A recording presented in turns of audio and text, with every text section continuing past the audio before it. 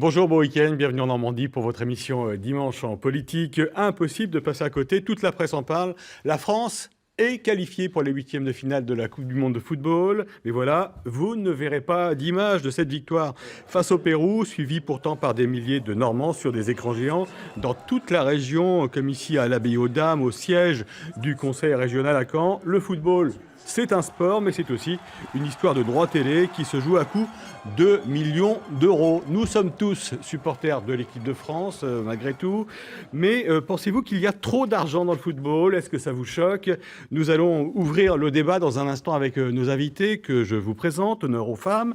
Elles sont peu nombreuses dans le football, il faut bien le rappeler. Marine Allais, vous êtes capitaine de l'équipe féminine du Havre, qui vient de fêter son accession en 2e division nationale. Félicitations. Gilles Sergent, président du Stade Malherbe de Caen. Bonjour. Anthony Dorouin, président du petit club amateur de Villers-Bocage et ancien pro. Vous avez joué 400 matchs, plus de 400 matchs au Stade Malherbe. Ouais, bonjour. Bonjour. Et Jérôme Lancery, vous êtes agent de joueur, un métier qui peut être lucratif, vous nous direz justement comment vous travaillez. Avant de vous laisser, bonjour. Bonjour. Avant de vous laisser la parole, quel regard vous, les Normands, vous portez sur le monde du football et sur ces sommes d'argent qui peuvent donner le vertige? Est-ce que vous trouvez cela tout à fait normal après tout? Eh bien, nous sommes allés vous poser la question. Je pense qu'on en fait beaucoup trop et qu'en plus, en plus ça coûte beaucoup d'argent à l'État et tout ça, donc on en fait, enfin, pour moi on met pas de l'argent au bon endroit. Si on donnait un quart des salaires des footballeurs, si on les donnait à l'État pour pouvoir nourrir les personnes sans abri, qui n'ont pas les moyens pour se nourrir, je pense que ça changerait déjà beaucoup de choses. C'est comme ça, hein. Après on ne peut pas payer des joueurs moins cher. Après ça dépend des talents. Ouais. Mais moi je suis pas, personnellement, ça me dérange pas trop, hein. Qu'ils aient un salaire convenable, d'accord, ils font plaisir aux gens, c'est très bien. Mais qu'ils aient des salaires comme ceux qu'ils ont, je trouve ça exorbitant. Vous soyez pas prête à payer un billet pour aller voir un match? Ah, pas du tout. Vu les salaires qu'ont déjà les joueurs, mensuellement, c'est toute une vie de travail pour un simple ouvrier, donc c'est déjà énorme. Et je vous jouerai pas pour de l'argent. Ça dépend à quoi. Au football, non. Voilà, tout le monde ne peut pas s'appeler Neymar ou Mbappé. Un mot sur la ferveur autour de cette Coupe du Monde pour commencer, avant de parler argent, contrat, agent. Marine, on voit beaucoup de monde, notamment devant les écrans géants. C'était le cas encore contre le Pérou. Comment vous expliquez ce phénomène? C'est la ferveur de la Coupe du Monde. Oui. Je pense que on est tous derrière la nation, on est tous derrière la France. Donc, effectivement, est-ce que les gens sont là pour le football ou pour la France? En tout cas, les gens se retrouvent et c'est super sympa. Vous êtes d'accord, Anthony Leroy, tiens? Ouais, c'est un moment de partage où les gens sont contents de se retrouver, de vivre des moments historiques, parce qu'à chaque fois, une Coupe du Monde, il y a des super souvenirs à en retenir. Donc les gens sont contents de se retrouver en famille et puis d'aller le partager et de voir des beaux matchs de foot. Alors, on a connu France 98. Est-ce qu'on aura France 2018, Jérôme Lancery? Tout le monde aimerait revivre ça. Moi-même, je me souviens, à l'époque, j'avais 15 ans et je me souviens du jour de la finale où j'étais. Et ça reste mémorable dans une vie. Ça fait du bien, justement, d'avoir une équipe de France qui gagne, Gilles Sergent, pour des clubs comme vous, le Stade Malherbe? D'abord, comme pour tous les Français, on se souvient de 98. Moi, j'étais aux États-Unis pour la finale. C'était juste de la folie. La solidarité des Français aux États-Unis, c'était top. Et puis là, même dans les entreprises, c'est un aimant important. C'est un aimant fédérateur. Le foot, c'est par excellence, c'est le sport qui se joue partout dans le monde, dans tous les quartiers, sur les plages, dans les cours d'immeubles. Je pense que c'est aussi ça qui explique la ferveur autour du football. Alors, on va parler gros sous dans quelques instants. On va regarder également ce que représente le football dans la région. C'est de loin le sport le plus populaire, comme dans l'ensemble du pays. Quelques chiffres en Normandie. On compte, regardez, près de 112 000 licenciés, dont 5% de femmes, 829 clubs, une équipe de Ligue 1, le Stade Malherbe de Caen, une équipe de Ligue 2, Le Havre, et 2 équipes de National 1. Quevilly-Rouen, qui était en Ligue 2 la saison passée, mais qui est relégué en National, et Avranches. On parle souvent des hommes, mais il y a aussi les féminines. Marine Allais, je le disais, vous venez de monter en 2e division nationale, et pourtant, il n'y a pas eu un écho Ça n'a pas fait forcément les gros titres de la presse, même si c'est un bel exploit. On a fait les gros titres de la presse havraise, en tout cas. Ouais. Il y a des articles sur Paris-Normandie ou des choses comme ça. Donc, on en est quand même contente, nous. Même si c'est à petite échelle, hein, c'est les femmes, faut pas oublier. Donc, mais ça progresse et on est contente pour ça. Ce que je veux dire, c'est que on parle beaucoup de football masculin. On suit les clubs, leur classement, les joueurs. On a beaucoup de supporters. Est-ce qu'un jour, ça pourra arriver dans le monde féminin? Bien sûr, bien sûr. C'est obligé. Et l'équipe de France féminine, déjà, ont des résultats. Et je pense que c'est ce qui pousse aussi les gens à aimer de plus en plus le football féminin. J'ai eu beaucoup de gens qui sont venus nous voir cette année. Et justement, c'est un peu, à chaque fois, quand on ressort, c'est super le football féminin. Donc, alors, vous n'êtes pas payé, hein? Il n'y a pas de salaire?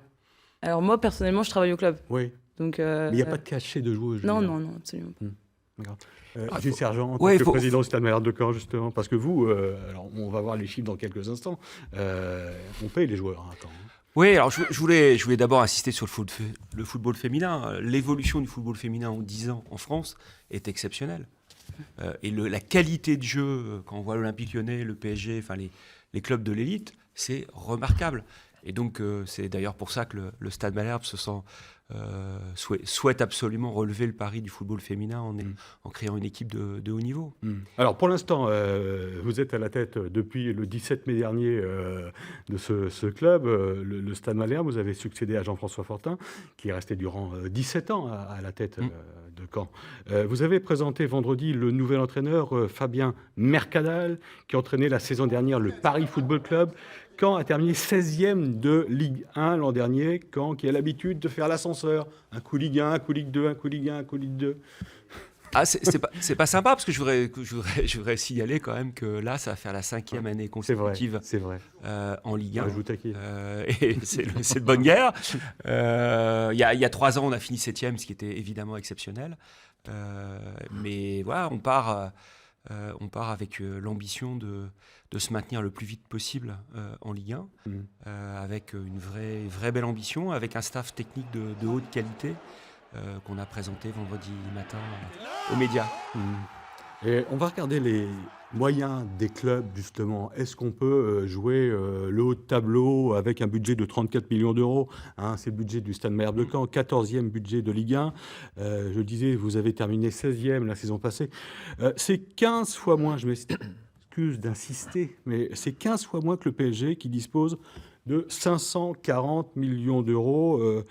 Devant Lyon, 240 millions, Monaco, 170 millions et Marseille, 120 millions d'euros. Un commentaire, Jérôme Lancery, justement. C'est pas le même championnat quand on voit Marseille et Caen, je m'excuse de le dire. Non, c'est vrai que c'est pas les mêmes moyens. Ils n'ont pas le luxe de pouvoir s'offrir des joueurs de classe mondiale, on peut dire. Et après, justement, ces chiffres-là sont le reflet du classement. Généralement, en fin de saison, on retrouve les clubs plus ou moins avec leur budget au classement de fin de saison. Mais ça veut dire qu'il n'y a pas de surprise. Il y a un championnat, mais il n'y a pas de surprise. Alors, tous les ans, il y a un lien assez fort, surtout sur les 10 premiers. Et la DNCG l'a clairement démontré, le lien entre le classement à la fin du championnat et le budget. C'est particulièrement vrai pour les 10 premiers. C'est un petit peu moins vrai pour les 10 derniers. Parce que l'écart est moins important. Parce que l'écart, exactement, est moins important. Moi, j'ai envie de dire que tous les ans, il y a une surprise. Il y a une bonne surprise. C'est un club qui est plutôt voué à la deuxième partie du tableau qui se retrouve devant. Enfin, ce qui est vrai, c'est que depuis 3 ans, il y a vraiment un top 4 qui est, en termes de budget. On vient de les voir. On le retrouve à la sortie, on vient de les voir à l'écran. C'est de plus en plus affiché. Après, le 10 août, PSG Caen au Parc. Vous jouerez contre Neymar, justement.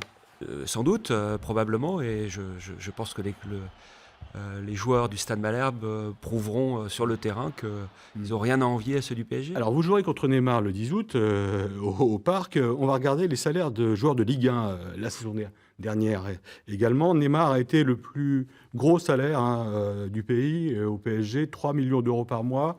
Avec un Neymar, vous payez un Cavani et un Mbappé, 1,5 million d'euros de salaire chacun.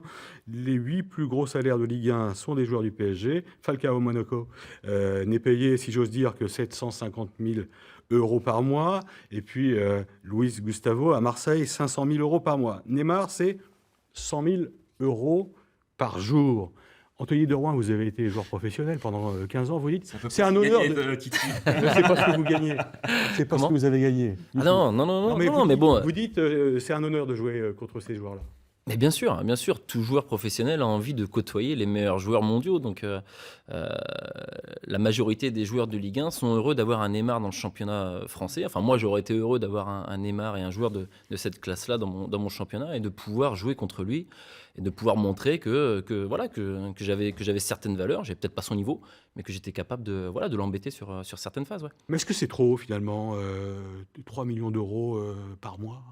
Bon, je crois que ça représente plus grand-chose. Après, arrivé à un certain stade, je sais même pas si lui, il arrive à compter son argent vraiment. Donc, maintenant, voilà, c'est le système qui est fait comme ça. Le système a pris de l'ampleur sur le marché actuel. Il faut faire avec. Je crois que dans n'importe quel métier, chaque personne serait content de toucher un très très bon salaire.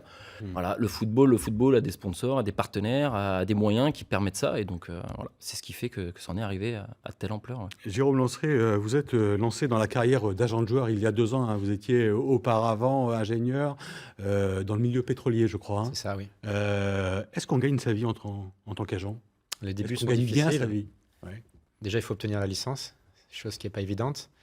Puis après, il faut pouvoir aussi construire son réseau avec les clubs. Et puis après, il faut pouvoir aussi démarcher les joueurs et avoir des joueurs en phase avec la réalité des clubs à proposer pour pouvoir faire des bonnes opérations. Et c'est quoi, ça se joue sur un pourcentage, sur le transfert, sur le salaire du joueur ? Alors nous, on est rémunéré sur le salaire annuel brut des joueurs et les primes fixes.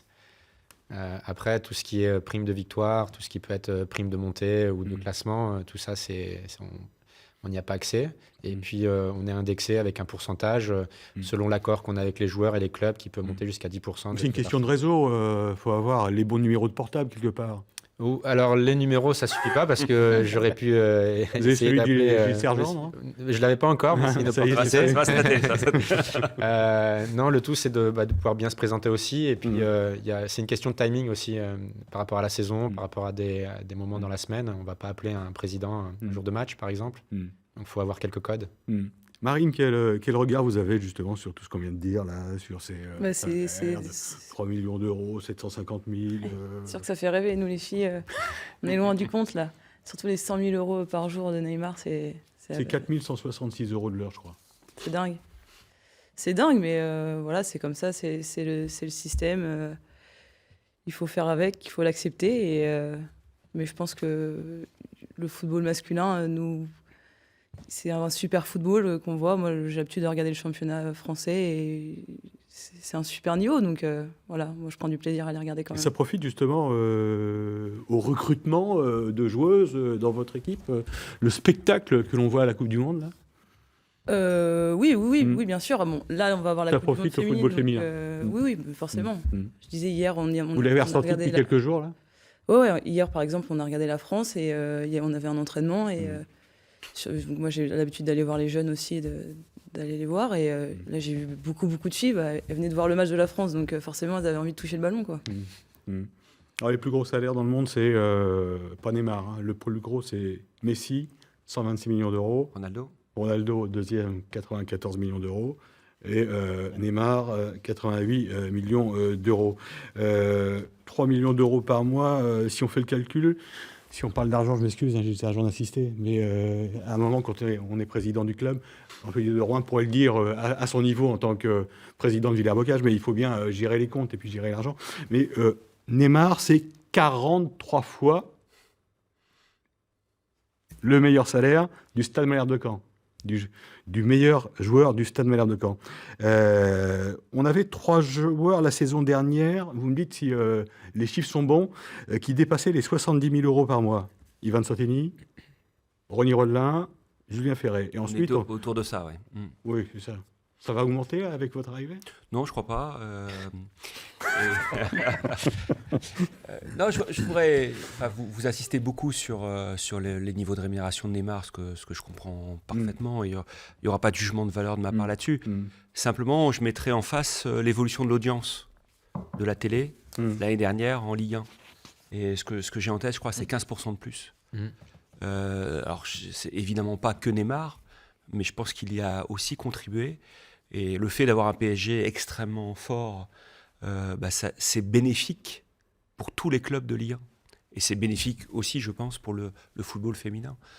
Donc c'est un phénomène de locomotive. Et encore une fois, je n'aurai pas de jugement de valeur sur le niveau de rémunération. Mais l'impact pour l'économie, pour l'économie du football, est extrêmement positive. Alors on évoque aussi ces salaires élevés. J'insisterai sur le fait que en France, on paye un niveau de charge patronale sur les salaires des joueurs qui est beaucoup, beaucoup plus élevé que la plupart des pays européens. On parle des charges fiscales. On paye des charges fiscales extrêmement élevées, les clubs, et ça profite évidemment au budget de l'État, au budget de la sécurité sociale, etc. etc. Donc il faut voir la globalité de l'économie du football. Anthony Deroin, vous me disiez en préparant cette émission, moi j'ai bien profité, j'ai bien gagné ma vie dans le football. Oui, oui, largement. Est-ce que vous pouvez nous dire, est-ce que c'est un tabou de dire quel a été le meilleur salaire? J'ai jamais trop dit, Il le disait pas à l'époque.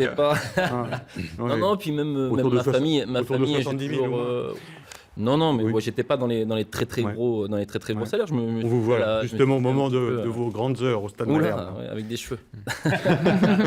ça remonte à vraiment très longtemps. C'est guère. Non, mais j'ai toujours très bien gagné ma vie. Ouais, j'ai pas à m'en plaindre. Maintenant, c'est vrai que j'ai jamais non plus cherché à gagner plus. Voilà, j'ai essayé d'avoir un cadre de vie, un idéal de vie, un confort de vie, pour que mes enfants soient bien et qu'en même temps, moi, je sois bien autant dans ma vie personnelle, mais aussi dans ma vie professionnelle. J'avais ce qu'il me fallait. J'avais le meilleur niveau à Caen, avec des structures à l'époque qui me convenaient, même si elles ont encore vachement bien évolué depuis quelques années. Et en plus, un cadre de vie idéal, avec toute ma famille autour de moi, avec mes amis autour de moi. Donc, et vous aviez un agent de joueur oui, un agent qui s'occupait de moi aussi. Ouais. Bon, sur les derniers contrats, il n'y avait plus trop besoin, parce que je connaissais très bien le président, donc ça se négociait comme ça. Mais oui, avec un agent qui m'a accompagné toute ma carrière, qui m'a pris à 18 ans jusqu'à la fin. Marine, vous n'avez pas d'agent? Non, pas d'agent. Pas encore. Mais il y en a. Bientôt, il y en a qui se proposent. Mais ça existe pour les filles depuis notre montée la semaine dernière en Ligue 2. Même un petit peu avant, on a pas mal d'agents qui nous contactent et qui s'occupent des filles. C'est-à-dire qu'il y a des clubs qui seraient prêts à vous recruter pour aller jouer ailleurs? Alors moi, personnellement, je pense pas. Non. Mais oui, après, effectivement, il y a énormément d'agents qui s'occupent de joueuses et qui contactent les clubs pour essayer de leur trouver un club. Ouais. Alors, le montant des transferts a été multiplié par 3 en l'espace de 5 ans, 222 millions, je m'excuse de le rappeler, pour Neymar. C'est une clause de rachat en plus, c'est pas un transfert pur. C'est assez technique. Ouais. C'est-à-dire que le joueur a été libéré par une clause de rachat de contrat et c'est pas un transfert pur proprement dit. Alors, les droits télé pour la retransmission, on en parlait à l'instant, de la Ligue 1, à partir de 2020 jusqu'à 2024, ont été vendus à beIN Sport et à un groupe espagnol, Mediapro, au prix, alors c'est un record, difficile de s'aligner, et nous on aurait du mal,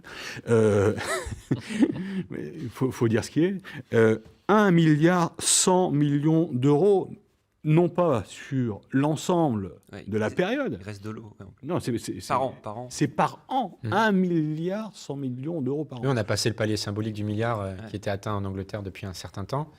Mais c'est l'aura justement qu'a pu apporter le PSG sur la scène mondiale. Et le fait que des joueurs comme Neymar puissent venir, et ça va en attirer d'autres. Donc c'est bénéfique pour tout le monde.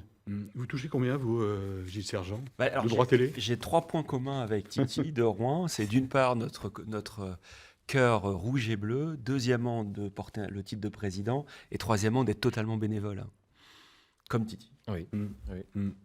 Vous êtes bénévole dans un club où les joueurs sont bien payés. Vraiment. Enfin, bien payés, je veux dire. C'est très bien comme ça. Alors, c'est pas forcément le cas de tous les présidents de Ligue 1. En tout cas, c'est le cas au Stade Malherbe depuis toujours. Et ça va continuer comme ça.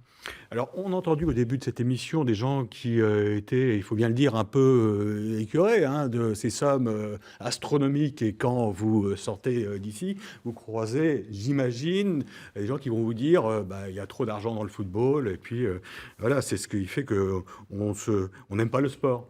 D'un autre côté, quand on entend ça, on entend aussi que les gens sont de plus en plus nombreux à aller au stade. Est-ce qu'il n'y a pas un paradoxe, ça ? C'est normal qu'ils trouvent qu'il y ait trop d'argent. De leur fenêtre, ils voient, on leur parle que de sommes astronomiques. Donc, c'est normal qu'ils comprennent pas vraiment à quoi servent exactement cet argent et tout ce qui en découle tout autour, tout le marché qui peut y avoir tout autour. Donc, Jules Sergent l'a bien expliqué tout à l'heure, où l'État récupère aussi beaucoup d'argent grâce aux sommes que peuvent mettre le PSG là-dedans et qui sont redistribuées après derrière. Mais il y a une émulation, on le voit. Regardez, on a aperçu quelques images autour du football avec des tribunes qui sont pleines et puis des phénomènes comme ça de foule. Pendant la Coupe du Monde notamment, on l'évoquait au début, le football, ça fédère, ça rassemble. Il y a un grand mouvement populaire autour de ça. Oui, ça fait vibrer aussi. Ça fait vibrer. Mais c'est quoi Non, mais c'est génial. Sont les stars de voir. Comment on l'explique ça? Je trouve que c'est assez exceptionnel de voir des spectateurs qui font quelques milliers de kilomètres pour être dans les stades russes et qui vont arriver avec le maillot de leur pays, qui vont chanter, qui vont pousser les joueurs de la première minute à la dernière minute et qui, à la fin du match, vont féliciter le spectateur de l'autre côté qui a gagné. Je veux dire, c'est d'abord, on va mettre en avant quelques rares excès qu'on va trouver dans le football, qu'a subi d'ailleurs le hack à Ajaccio il n'y a pas très très longtemps. Mais à côté de ça, le foot, c'est d'abord la fraternité. Le foot, c'est aussi les bénévoles, les dizaines de milliers de bénévoles qui tournent autour du foot et pas que les présidents. Est-ce que vous êtes d'accord avec ça, Marine, Oui, tout à fait. C'est la fraternité. Mais on le ressent aussi énormément chez les filles. Ouais. Il y a beaucoup de fraternité où on est vachement solidaires et effectivement, c'est quelque chose d'énorme, quoi. Alors chez les féminines, je trouve que comparé au foot masculin, il y a beaucoup plus d'humilité dans leur travail et de respect, et ça, c'est quelque chose de beau. Est-ce que l'effet Coupe du Monde va avoir un impact justement sur la vie des clubs? On me posait la question tout à l'heure. Marine? Oui, forcément. À la rentrée, pas forcément immédiatement, mais est-ce qu'on va signer des licences, que ce soit au RAC ou... Nous, niveau amateur, on a toujours une trentaine de gamins supplémentaires qui arrivent tous les ans. On est obligé même de freiner un petit peu. Forcément, les gens voient ça pendant 2 mois. Les enfants derrière ont envie d'aller taper dans la balle et de se retrouver tous ensemble. Donc oui, ça crée une émulation, forcément. Et si la France va en finale et gagne la finale, ce ne sera pas une trentaine de gamins qui viendront à Villers-Bocage, mais ça sera encore plus. L'avenir du Stade Malherbe de Caen, vous le voyez comment, justement, Gilles Sergent? Vous avez fait un bon coup, là. Vous avez touché, dites-moi, 10,5 millions d'euros pour le... C'est pas vous directement, pour le transfert de Thomas Lemar. Voilà, c'est d'abord Monaco. Qui est passé par Monaco et qui a été vendu à l'Atlético Madrid. Et on en touchera un tout petit bout, un joli bout, et c'est quand même évidemment un élément qui va renforcer l'ambition du club pour la saison qui vient. Thibaut, c'est un peu plus de 10 millions d'euros quand même. Je suis pas sûr que le premier chiffre, c'est-à-dire le 1, soit le bon chiffre. Mais on va attendre que tout soit terminé pour pouvoir être certain. Encore une fois, le foot, c'est une magnifique dynamique qui profite au monde amateur, qui profite au monde professionnel. C'est l'enthousiasme. Alors, on va voir simplement, pour les citer, les quelques bonnes affaires pour les clubs de la région. Depuis ces 5 dernières années, je dirais, N'Golo Kanté vendu à Leicester pour 38 millions d'euros, je crois. Pas par le stade, malheureusement, pas par le Stade Malherbe. Vous avez touché les subsides. On était en dessous de 10 millions, mais... Rafik Guitane, du Havre à Rennes, pour 10 millions également. Et puis, il y a les joueurs qui sont passés par les clubs de formation. Thomas Lemar, on le disait. Puis, on a Ousmane Dembélé aussi, qui avait été formé à Évreux, qui est passé par Dortmund et qui a été racheté par Barcelone. Ça a rapporté à peu près 300 000 euros pour Évreux. On va voir la séquence Chenu. Vous connaissez Chenu, notre dessinateur? Vous aimez Anthony Dormois? Et je crois qu'il est même venu 2-3 fois au stade et qu'il nous a fait 2-3 portraits des soirées, qui me ressemblaient pas du tout d'ailleurs. L'actualité du football normand et la Coupe du Monde vue par Chenu. C'est tout de suite. Bonjour à tous. Alors le monde entier a les yeux tournés vers la Russie. Et Vladimir Poutine a de plus en plus la grosse tête. Alors il faut dire que le foot, ça rend fou. Regardez les Italiens. ils ne se sont pas qualifiés. Alors pour se venger, ils shootent dans des cargos remplis de migrants que l'Espagne réceptionne dans ses cages pendant que la France, elle, est scotchée devant sa télé. Quant à Didier Deschamps, lui, il a donné les règles. Pas de limitation de vitesse sur le terrain. C'est quand on ralentit qu'on perd des points. Et la Normandie dans tout ça. Alors, sachez d'abord que le plus ancien club de foot en France est né au Havre. On raconte que ce sont les marins anglais qui ont introduit ce sport en jouant sur les quais. Mais pas du tout, c'est n'importe quoi. Tout le monde sait bien que c'est Guillaume le Conquérant qui, lors de la bataille d'Hastings en 1066, a établi les règles. D'ailleurs, les Anglais s'en souviennent très très bien. Alors, le club qui est actuellement en première division en Ligue 1, c'est le Stade Malherbe. Alors, il porte le nom d'un grand poète, François de Malherbe, qui fut, vous le savez bien, gardien de la langue française. Par contre, ceux qui ont évincé le président Fortin, ce ne sont pas des poètes. D'ailleurs, vous avez vu cette information extraordinaire. Le nouveau président, qui s'appelle Sergent, un sergent qui a débarqué un général, c'est un putsch, eh bien, ce Gilles Sergent a hérité de la somme de 14 millions d'euros grâce au transfert du joueur Lemar à l'Atlético de Madrid via Monaco. C'est une somme qui fait gonfler les chevilles. Voilà, ça c'est indéniable. Alors, ce qu'on peut dire aujourd'hui, la question qu'on peut se poser, c'est pourquoi on met un pognon de dingue dans ce sport. Et je dirais que Anne-Sophie Lapix a raison. On va passer un mois à regarder courir des milliardaires après un ballon. Mais si je compare ce que gagne un joueur du PSG avec le revenu d'un joueur du SMC, bon, il est clair qu'en Normandie, on n'est pas loin des minima sociaux. Voilà. Bon dimanche, et puis allez les Bleus. Allez, Bleu, merci, Chenu. Coupe du Monde en ce moment. Il y aura la Coupe du Monde au Havre l'année prochaine. Coupe du Monde féminine, on peut le préciser. Oui. Avec 7 matchs qui seront organisés là-bas au Havre. Oui, au Stade Océane, juin 2019. On s'y prépare, ça sera l'événement. L'événement pour nous au Havre, de recevoir cette Coupe du Monde, c'est super. Et comme on le disait tout à l'heure, on va forcément avoir plein de petites qui vont débarquer pour signer des licences à la suite de la Coupe du Monde. On fait un tour de table pour terminer, pour savoir qui va gagner la Coupe du Monde, selon vous. Marine? La France. La France? Ouais, c'est facile. Oui, on aimerait tous que ce soit la France et revivre ce qui s'est passé il y a 20 ans. En 98. Ça ne sera pas face au Brésil, parce que je crois qu'on les rencontre sur le tableau un peu avant. Ouais, tout dépend si on finit premier ou deuxième. Ça dépend, oui. Et ça dépend si le Brésil finit au deuxième aussi. Tu Sergent? Je vais pronostiquer une demi-finale France-Croatie pour rappeler des souvenirs. Ouais. Et Anthony? Très chauvin aussi, donc forcément la France, mais une petite pièce aussi pour la Croatie, peut-être qui peut peut-être faire quelque chose. Ouais, ce sera contre nous aussi. On verra. Merci à tous les 4 d'avoir participé à ce Dimanche en politique. C'était le dernier numéro de la saison. On se retrouvera à la rentrée prochaine avec Émilie Lecomte et toutes nos équipes. Bon week-end sur la 3, bonnes vacances et à très bientôt.